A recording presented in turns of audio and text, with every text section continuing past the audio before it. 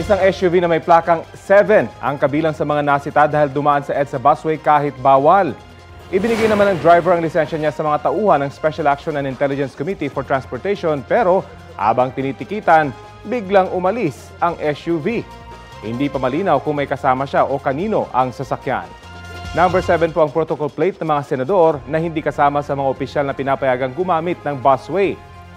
Napara rin ang isang sasakyan ng Philippine National Police na wala namang operasyon o emergency na kailangang tugunan.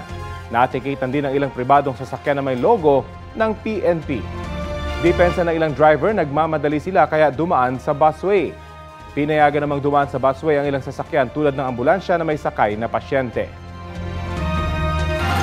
Kapuso, alamin ang maiinit na balita. Bisitahin at mag-subscribe sa GMA Integrated News sa YouTube. Sa mga kapuso abroad, samahan niyo kami sa GMA Pinoy TV at sa www.gmanews.tv.